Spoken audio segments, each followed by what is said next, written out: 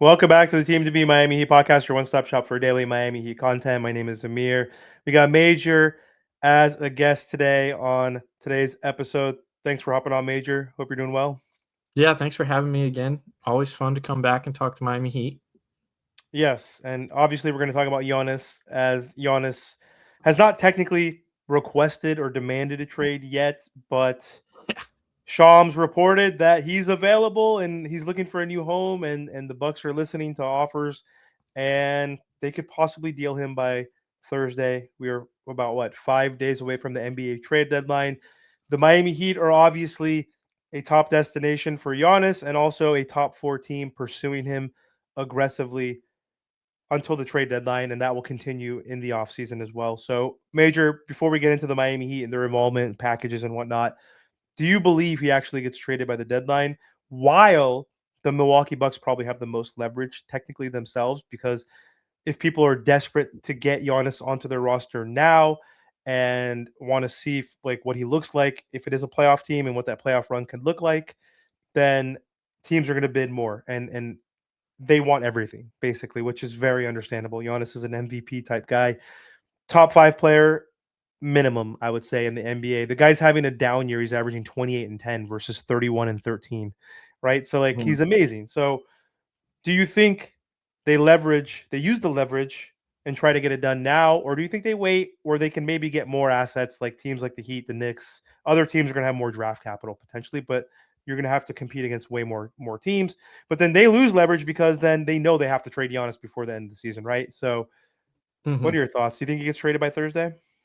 Well, first, I'll say I never believe the Bucks have any leverage in this at all because no one's trading for Giannis unless he commits long term, even though he does have like another year after this on his contract.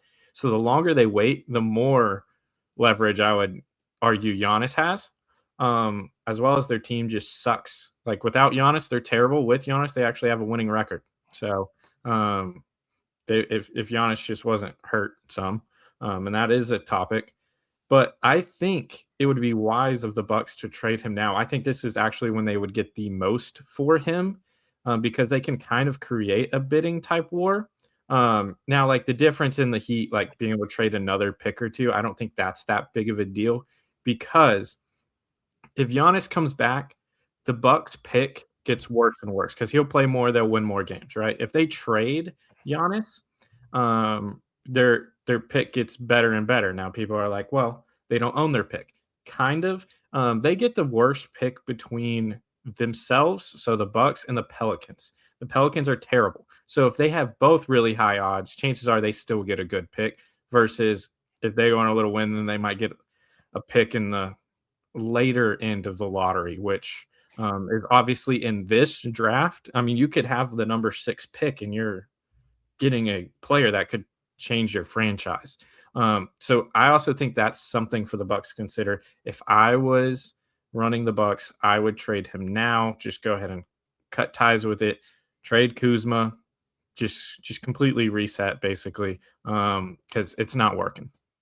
They could sit him out technically because of the calf injury. Like he could be shut down theoretically, right? Like, and Yeah, that would be sure. that's better for them because they do own their pick technically. They will get a pick, and if he's not playing for 4 to 6 weeks, they're going to continue to be horrible. They're 3-11 Mhm. or 2-11 without Giannis this season, and I imagine they're going to be well below 500, continuing moving forward without Giannis. So they're going to lose. They're going to get a good pick anyway, so they could sit him out and shut him down perhaps. But He won't let him. If he's on the team, he's playing if he can. It don't matter what their record is.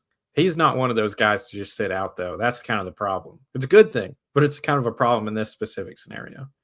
yeah, and if he gets signed this season or this before October, whatever the date is, then he could sign the supermax extension. So if Mhm. they want to do good on Giannis, if he wants to push to say, "Hey, I won you a championship. I've been loyal, but it's not working out." Obviously, this is probably honestly the best for both of us, even though the Bucks probably don't see it that way right now. But literally, if they want to do good on him for and thank him for winning a championship, he probably wants the supermax himself because the teams that are pursuing him we could maybe safely assume he'd be fine with signing an extension with those teams. So Yeah.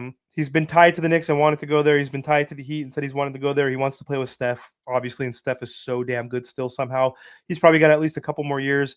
That pick and roll game between those two is going to save Steph's career, obviously. Like, could add even a couple extra years of him being great. Yeah. Not like elite, but still great. And Yeah. so Who do you focus his agent gets 10%. His agent's going to want to push it, but he gets a supermax of like 275 million versus like 220. Like that 50 something million is like huge, on? right? Generational, even though he already has generational wealth, but like he has 3-4 kids, right? Like he's come from nothing. He's come from nothing in Greece, like on the beach selling little knickknacks, living with his whole family in one bedroom apartment. Mhm. Like if he could set up his 10 generations of his family, that 55 million can go a long way. So maybe it gets it done. But so what's your prediction though? I don't know if you answered that part. Do you think it actually happens though? Do you think he actually gets traded by Thursday, or do you think it happens in the offseason? I don't know. I think it's literally a 50-50. I'll go out with yes. I'll just say yes. I think it's eventually it's got to happen. Like it's been for years. Like it's got to happen eventually. I'll just, like I said, I truly think it's a 50-50, but I'll roll on the side of yes. I think we're getting more noise than typical. Oh, it's real. It's not speculation at this point. Even though Yeah. again he has not demanded a trade, he still has not. He wants to be the good guy and doesn't want to like look like he's jumping ship. But obviously, when they announced that, like part of it is Bucks want to see what the market value is for Mhm. Giannis, and I think that's kind of crazy to like need to see like what are people offering, because Yeah. some reports were saying that they think that like they're not really trying to actually negotiate and trade him. They just want to see what people are willing to offer. Well, he's 31 years old. Yes, he has these calf issues, but he hasn't had a catastrophic full-on tear, ACL, broken whatever, Mhm. perpetual same injury. Like, yes, this has become reoccurring. So, yes, you have to be cautious about it. But he's 31 years old. He's a finals MVP. He's a regular season MVP. He's a perennial all-star. He's averaged 30 and 10 for the last 10 years, basically. Not only does he rebound and score in the paint, but he also is a very good playmaking 7-footer, basically. And he's a freaking amazing Mhm. defender, depoy candidate if he wanted to be, right? If he wanted to be, he could be one of the best two-way type players, like a Giannis, not a Giannis, but excuse me, he's Giannis himself. Anthony Davis, when he's healthy, Yeah. a Kawhi Leonard, type guy when he's healthy. Just like not only are they elite all-star offensive players, but they are lockdown defenders and Mhm. versatile. So yeah, we'll see what happens. It's very interesting. I think he's going to get traded in the off season. I think again it could be maybe 70-30 that it gets traded the offseason versus 30% chance of him getting traded to the Warriors or the Heat or someone who could Mhm. come out of left field, like the Rockets or the Thunder or the Spurs, who no one can compete with their assets, could all of a sudden say screw it. Let's do it. Like maybe not the Thunder, but like I could see the Spurs saying take Dylan Harper, take Harrison Barnes, take Vassell, and take 4 picks. Let's do it right now. You keep Fox, you keep Castle, you keep Wemby. Let's do it. The Rockets could be like, fine, take Sangoon, take Reed Shepard, and 4 picks. Like then we can't compete. Yeah, But you I don't can't think compete that's with going to them. happen. I don't think it's going to happen. I think they're going to wait till the offseason. But yeah, let's talk about the Heat's involvement. We're obviously always associated tied to Wales, but this seems very real. This seems like a real possibility that we could be one of the top 2 teams at the moment and Mhm. a good fit for Giannis moving forward.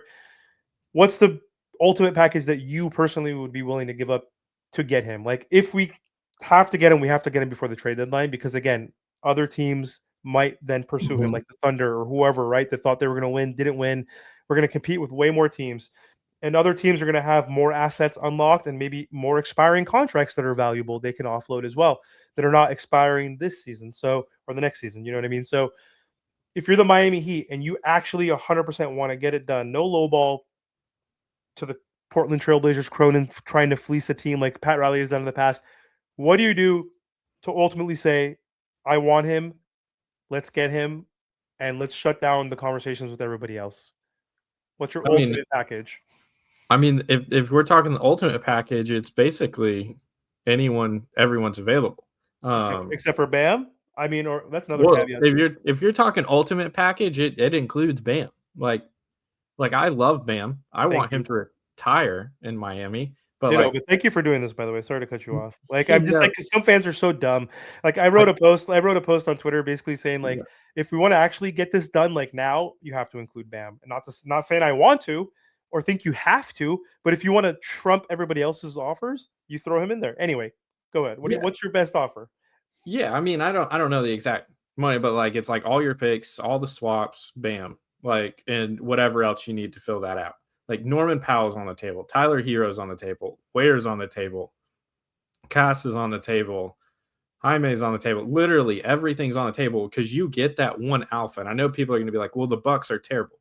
Well, yes, but there's some reasons for that too. Like they were a pretty good team, right? They lost to the Heat in the first round. That was also a pretty good team, not your typical, play-in team, right? They They like if got you Jimmy look at, though. They got Jimmy though. Obviously, one of the best yeah, performances in playoff history. well, that's what I'm saying. It's like people that keep bringing up they lost in the first round. They've also had a ton of injuries. They traded for Dame, and then he got hurt, right? And then they missed even time together whenever they were both playing. I think there's a lot of context that goes with it. And then they released Dame, and so they couldn't really build out their team that well. They tried to take a risk with Kuzma, it didn't work. I think the Heat, especially being in Miami, no state income tax helps a lot too.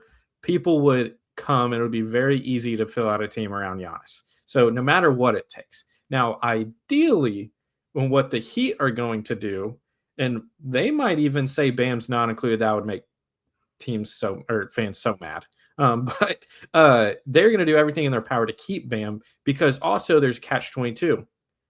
Giannis wants to play with Bam. Like that's been rumored and talked about for years, right? They have the same agent. They talk about playing together. So you could make the argument, yeah, Miami's high up on his list, but if it takes getting Bam, does that actually knock the Heat down on the list? And then he's like, man, I don't know if I want to sign an extension. Then that changes everything. So it's like this kind of catch 22. I don't think it would take trading Bam because to your point, like the Rockets, the Spurs, teams like that, they aren't going to go after him. Like OKC's not going to go after him. They might though. We never know. The whole Milwaukee stealing Dame from you. I'm just saying, like on But paper, the likelihood is low, but there's always a possibility. Anything's possible. that's the only way it would take getting a ban. But like the Heat's offer has like been thrown out, and it's such a media thing where like suddenly the Heat suck. The Heat always suck, but they have good players sometimes, and they're like, oh, this player's actually really good. This player's this. Then whenever it comes times to trade, everyone says the Heat's picks mean nothing. Well, you just said they suck. And then it's like Tyler Hero isn't worth anything. Well, you've been for the last 3 months saying Tyler Hero's a dog. Like I'm not saying anyone specific. This is just like random NBA thing. Or they're like any team would love to have Bam Adebayo, and then when it comes to like trade him, they're like, oh, he wouldn't really be anything. You just if you pay attention, the narratives around things change. Let's look at the Warriors because it's kind of relevant in what they do at the Heat. Jimmy Butler's coming off a torn ACL, and everyone's acting like he is a prize get for the Bucks. He's an old guy coming off a torn ACL with a $55 million contract, and suddenly he has a ton of value. And their picks somehow are worth a lot when Miami's aren't worth anything. Like it just doesn't make sense. Like you see these things, it doesn't line up. So caution to everyone looking at the media for really evaluating things that doesn't always line up with what actual front offices look at. Because you can start noticing a trend between, I mean, people got to get their clicks. No harm in that though. These agendas, yeah. Yeah. I mean, unless the Bucks, which I don't think they do, I don't think they have a 2027 pick. They don't have. They don't. They've traded basically all their picks. Like the Hawks, the Portland. Pelicans, right? So if they did get Jimmy, which I thought would be ridiculous, but he's going to miss the entire season. So in a sense, that wouldn't be a bad thing if the Bucks own their pick the following year, because then they would get a shitty package with Kuminga, who has no trade value right now. I like Kuminga. I don't get the hate and like how he has no value, but like they diminished his value by not playing him, and like they should have traded him a year ago or during the offseason, right? But like you're packaging a guy that they've been trying to get rid of and not really playing as a centerpiece, even though he's a young Yeah. up and coming prospect. Like he I think he's been deterred by his opportunity to a certain degree. But you're throwing him in, and then a Jimmy who's making 55, who's 36, going to be 37 with a torn ACL, and then Moody, like who's a solid role player, and Pods, who's like a solid role player. Like you're not getting any high ceiling, so it's Yeah. like it doesn't make sense because like, but then they're still going to suck though. If they had their pick, then Jimmy being out is not a bad thing for him because he's expiring. They're not going to get anything for him, but they could let that come off the books, and they're going to lose games because they're not going to have Jimmy basically. So I don't think it's horrible if they had their pick, but I don't think they have their pick. So just having him and Dame with like 80 almost million on your books, just not playing, that's like Yeah. that's not a good thing. Like, and you're not going to trade Jimmy. He has no value. Like, you're not going to be able to trade that expiring contract. Like, if you were able to, that's a different story, right? So the Warriors package is funny. The propaganda out there with all the different packages saying they're better than Miami, like not just the Warriors, it's just like the media is playing the games, like you mentioned. Yeah, I think it's funny because I think Jimmy's also under contract next year, so it's not just like this year; it's next year That's too. what I mean. He'll be on an Yeah, expiring next year if they traded for him. yeah, And but yeah, that's not going to do much for them. They can get expirings this year, so like it's. But the Kuminga thing's funny, right? Like he was a restricted free agent, and no team even submitted him an offer sheet. Like they could have just tried to get him. No team even tried, and now suddenly he has a bunch of value. He's like one of the prize gets for Giannis. Like, come on, man. Like, this is to your point. I mean, I do some media stuff. You do media stuff. There's always hidden agendas and stuff, subconscious feelings, especially by, I think, big national people, right? Like, we lean more towards Heat, that's just going to be what it is when we're doing our Heat stuff. of course. But, like, you know, who it really benefits Giannis going to the Warriors to pair with Steph Curry? Really benefits ESPN. Adam Silver, Yeah. NBA Yeah, viewership. like that.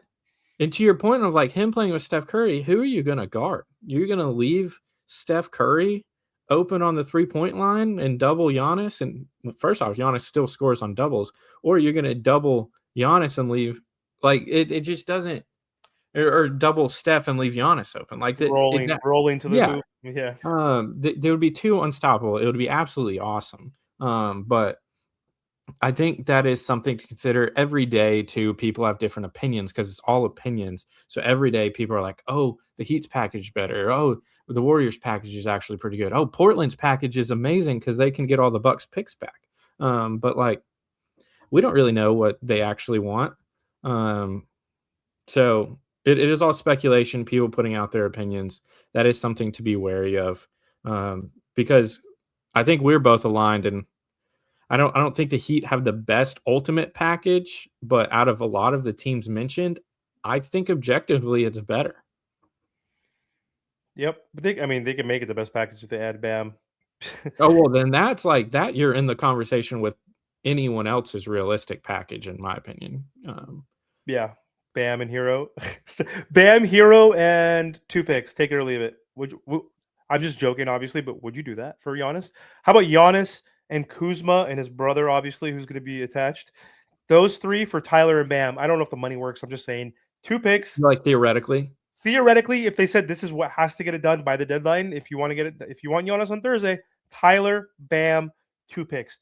You keep Jaime, you keep Kalel, you keep whatever. I'm not going to say Jovic because he's been playing so bad. You keep Cass, you keep whoever, right? Like, would Yeah. you do that? Yes or no? On the hot spot or on Yeah. the hot seat? Yeah, I would do it. I always say I would trade Bam, but I'd be crying while doing it. I I mean, love you the have man, but to. it's I like would you do it have too. Call to. me crazy, call us dumb. Like, I Yeah. like Hero, I like Bam, but like as our number 1 and 2 option, we're gonna be in playing purgatory hell like for the next 3 seasons, right? They're not getting younger, and Yeah. I would do it. And you have Norm, you have Davion, you have Y Giannis, you have Jaime, and then you have Kalel Ware who can still develop, and like then you can add pieces to your point. Like free agents are gonna want to come. There's gonna be guys that Mhm. are gonna want to come. And I hate Kyle Kuzma. He sucks, but he's an NBA champion, and he could play a decent role as someone who's a 6'9", stretch kind of four. Like he could hit the 3 ball. Like, and if he's playing around Norm Powell, Davion, he's not a bad defender himself. Like he's just not the best overall player in general, but like there's players out there that are Yeah. worse than Kuz that we could also get as a rotation piece. Like, Well, then think of it this way: like you have Kuz and Andrew Wiggins in that scenario to Oh, then you go keep get. Wiggins then too. You can maybe Yeah, then he picks up his option, or you give him a little extension. or you could Uh, trade him for other stuff. Like you could round. You still have other trade options. Kuz, if you took Kuz back, hopefully you find a way to reroute him. That's all I'm gonna say. Um, I think if I was the Bucks, I know this is what we're not talking about, but I think this is something to consider that people aren't thinking about. If I was the Bucks, I would be looking to trade Kuzma to improve the team.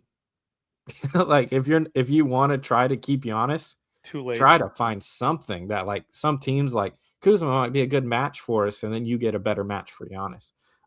That's what I would try to do. Is a decent salary. I wrote for the Bucks on SI site that exact thing of like I would be looking to trade Kyle Kuzma even if you keep Giannis. Yeah, but a little too late at this point. Obviously, Yeah, but maybe.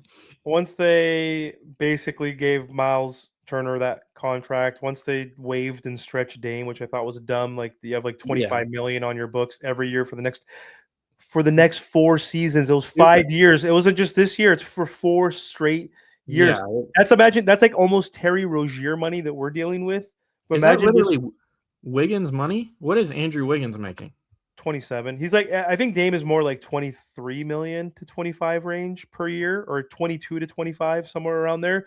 But dude, could you imagine Terry Rozier's 25? Could you imagine if we had Terry Rozier on our books for 4 more years? Basically Yeah, his salary.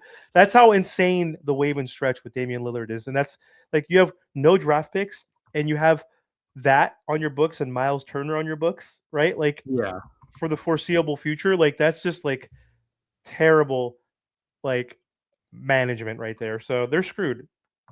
They're yeah. screwed. I'm He's trying to. gone. He's gone. He's all but gone either Thursday or during the offseason. There's no mending and trading Kuzma or Portis or other pieces like Kevin Porter to get any talent enough to where he can compete. Like against the West, does he want to compete in the East? Sure. You want to contend in the East, fine, but Yeah. you're not going to be any of these West teams that are just getting better and better and better. No, it's funny. I was just trying to look, and it's all jacked up, and I don't feel like doing any more research on figuring out exactly. But yeah, Wiggins is like 28 million, and Dame is somewhere around that realm. Where basically Wiggins is still a good NBA player. You basically you can't get an Andrew Wiggins type player because you just wave and stretch Dame without even talking to Giannis. Like Exactly. I think that was a big change where this is kind of becoming a little bit more realistic as you keep doing stuff without Giannis after he's done everything for you. Um, and Dame, even maybe coming back off of ACL, is still a better fit than Miles Turner. So like, there's just a bunch of stuff. And I always say this: I think organization. I don't want to call the Bucks a bad organization, but they are certainly bad organizations out there, right? And they routinely are bad no matter who they have. And I just have come up with the theory that bad organizations are just bad. Like you could give them Giannis. You could put Giannis on the Brooklyn Nets, like they've been rumored some. They're still going to find a way to just be bad. Or Like, the Knicks. Or the Knicks, even though they haven't won 50 years. They're yeah, they they're haven't won a they're a title, decent but they're yeah, decent. They're not bad, obviously. We're not saying they're the Kings or the yeah, Hornets, but they haven't been good or winning in the they haven't last. won a title. They've been to the finals once in like 30 years. Like whatever, like the last time it was like the lockout season with like Patrick Ewing or something, right? Like Yeah, I they've made can't remember the when. finals.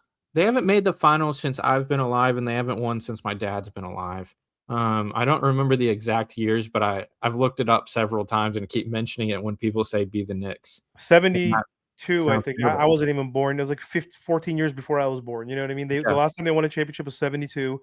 And then the last time they went to the championship, I think was 90, or no, it was like 2000, 99, 2000 season, I think.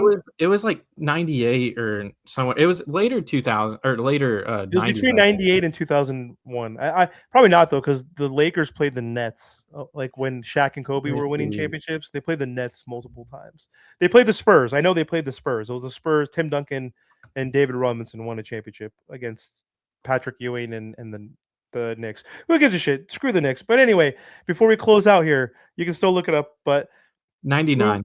99? See, I told you 99, 2000. See, I know I'm Yeah. old. I have a decent memory for being old. So prediction: who gets Giannis? Whether it's now or the off season, who do you think is the front runner? Who do you think actually pulls it off?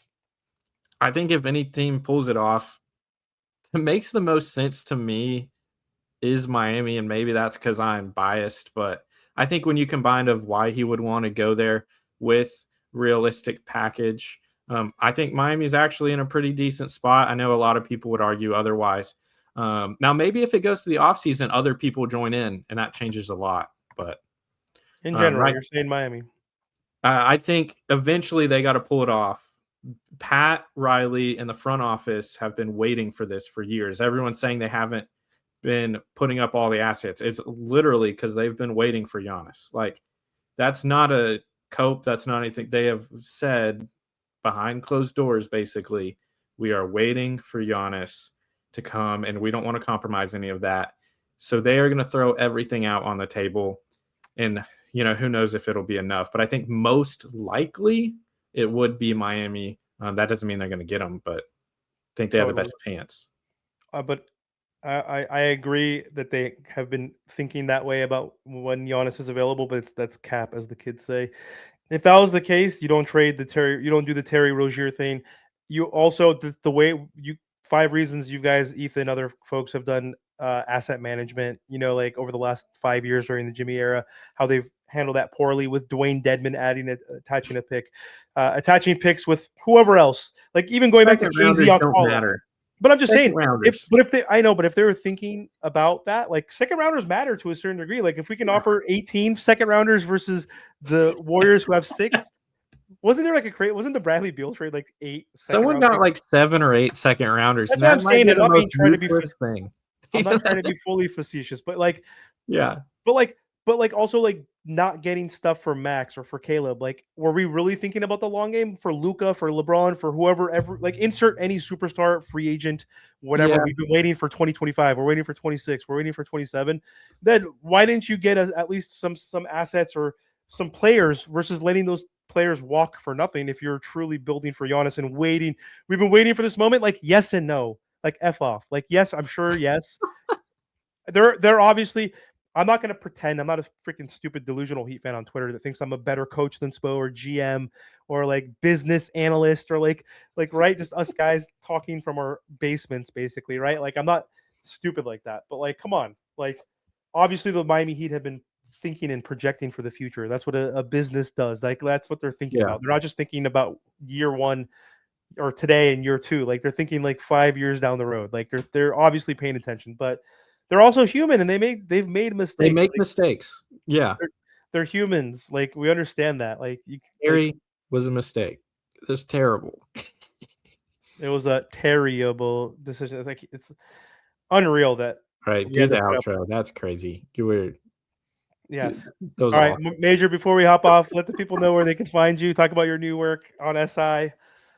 All right. As always, every time I come on here, just add an underscore under my name on Twitter. For Heat fans, I write on the Miami Heat on SI. I do also write objectively about the Bucks and Pacers now as well. So I know here we're talking about Heat, so I talk and focus more on the Heat. But if you are interested in just other teams as well, you can find me on the Bucks and Pacers. No one likes the Bucks or the Pacers that are tuning in. So follow Major for all his Miami Heat content. That's where the good stuff is at. So anyway, thanks for hopping on. Appreciate the time. And if you guys did enjoy the content, don't forget to like, comment, share, and subscribe to the channel. Look at you.